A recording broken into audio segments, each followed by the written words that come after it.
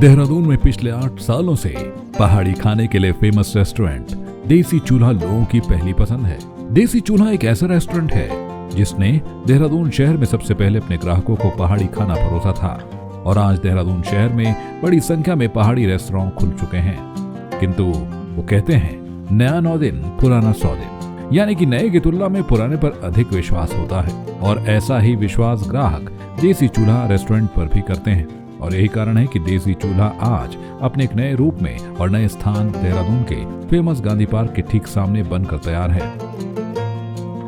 इस रेस्टोरेंट में उत्तराखंड के पहाड़ी व्यंजन परोसे जाते हैं। अगर आप देहरादून में रहते हैं या देहरादून घूमने आ रहे हैं और पहाड़ी खाने का स्वाद लेना चाहते हैं तो आप देसी चूल्हा रेस्टोरेंट में आ सकते हैं, क्योंकि देसी चूल्हा रेस्टोरेंट उत्तराखंड की पहचान पहाड़ी व्यंजन जैसे कोदा, झंगोरा, लाल चावल, कंडाली, दाल भड्डू, भट्ट की चुटकुआनी एवं अन्य खाद्य पदार्थ आपको परोस रहा है।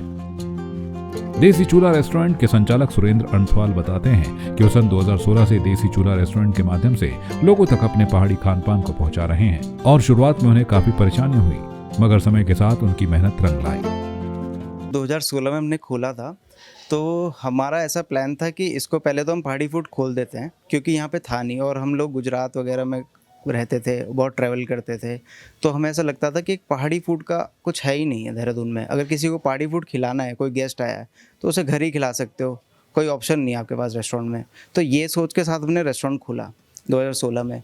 और जब हमने खोला तो मतलब जितने चाहे हमारे रिश्तेदार हैं, चाहे इवन मेरी फैमिली बोलो, मेरे मम्मी पापा, तो उनको यही था कि तू क्या कर रहा है, आलू का खिचवानी कौन बेचता है, या मतलब काफली बेचेगा तू, मतलब रेस्टोरेंट में कौन खाने आएगा। तो वो तब तक हमारे दिमाग में यही था कि ये रिस्क है, 6 महीने तो झेलेंगे इस रिस्क को। और वो 6 महीने में वो रिस्क इतना फलदायक हो गया कि वो हमें रेस्टोरेंट बड़ा करना पड़ा। तो कभी ऐसा हुआ ही नहीं कि हमने कुछ गलत स्टेप ले लिया। और शुरू में हमने लोगों को, क्योंकि टेस्ट दिलवाना था, तो हमने झंगोरा लोगों को बोल बोल के खिलाया कि आप खाइए। और खाना हमने लिटरली आज भी ऐसा बोलते हैं कि आप पहाड़ी फूड खाइए, अगर आपको ये ख़राब लगा तो आप जो बोलेंगे वो हमारी तरफ से आपको इसके पैसे नहीं देने। चाहे वो दाल मखनी का सब्स्टिट्यूट हमने जैसे बनाया है कि दाल भड्डू होती है, जो पहाड़ी दालें मिक्स करके भड्डू में बनती है, तो दाल मखनी अगर कोई मांगता है हम उसे दाल भड्डू ही देते हैं कि आप ये खाइए। अगर आपको ये समझ नहीं आए, दाल मखनी हम देंगे आपको, पर आप ये खाइए। और जिसने वो खाई वो उसने कभी दाल मखनी वापस नहीं मांगी है। तो बस ये थोड़ा पॉजिटिव है इसके लिए। देसी चूल्हे रेस्टोरेंट के संचालक सुरेंद्र अंथवाल के बड़े भाई उपेंद्र अंथवाल, जो कि अंथवाल गांव हिंदाव पट्टी के रहने वाले हैं, वो बताते हैं कि आज मोटे अनाज की क्या महत्वता है ये पूरा विश्व जानता है। साथ ही वे कहते हैं कि पहले के समय में झंगोरे की रोटी को गरीबों का खाना माना जाता था और गेहूं की रोटी खाने वाले व्यक्ति को अमीर माना जाता था। किंतु आज के समय में जहां बासमती चावल की कीमत 80 रुपए किलो है, तो वहीं लाल चावल की कीमत 180 रुपए किलो है, जिससे ये पता चलता है कि अब मोटा अनाज गरीबों का नहीं, अमीरों का खान पान है। तो वहाँ पे जैसे वहाँ के जो मूल लोग हैं वो अपने गुजराती थाली बहुत पसंद करते हैं, राजस्थान में लोग अपनी राजस्थानी थाली बहुत पसंद करते हैं। तो जब हम उत्तराखंड में भी आए तब यहाँ उत्तराखंड थाली का कंसेप्ट नहीं था, तो तभी हमने 2016 में उत्तराखंड की अपनी थाली का कंसेप्ट चालू किया। और हमारे साथ साथ में और भी बहुत सारे लोग खुले।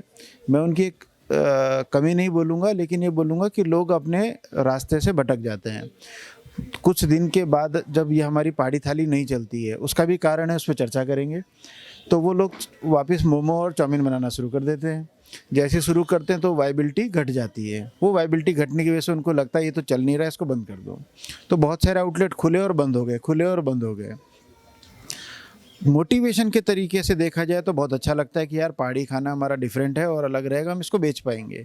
लेकिन जब प्रैक्टिकली धरातल पे जाते हैं तो बिकता नहीं है, क्योंकि हमारा पहाड़ी आदमी बोलता है यार ये तो हम तो घर में भी खाते हैं, होटल में जाके क्यों खाएं।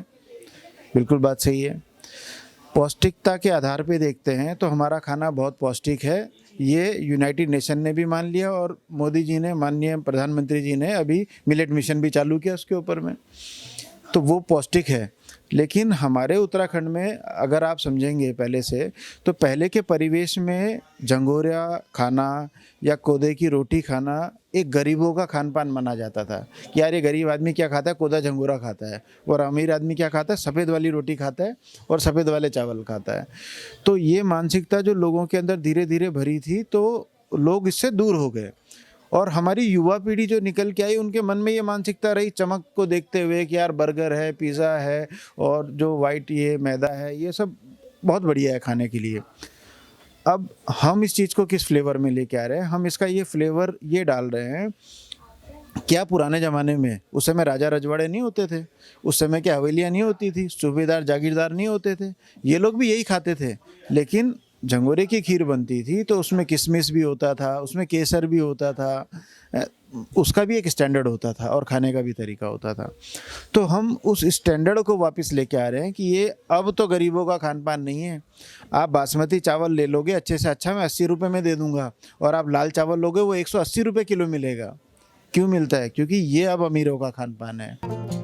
अगर आप भी पहाड़ी थाली के शौकीन हैं तो आप भी देसी चूल्हा रेस्टोरेंट में आकर पहाड़ी थाली का स्वाद ले सकते हैं। साथ ही इस रेस्टोरेंट में आप kitty party, birthday party, anniversary party या किसी भी अन्य तरह की पार्टी सेलिब्रेट करना चाहते हैं तो आप देसी चूल्हा रेस्टोरेंट को चुन सकते हैं। संवाद 365 के लिए देहरादून से ब्यूरो रिपोर्ट।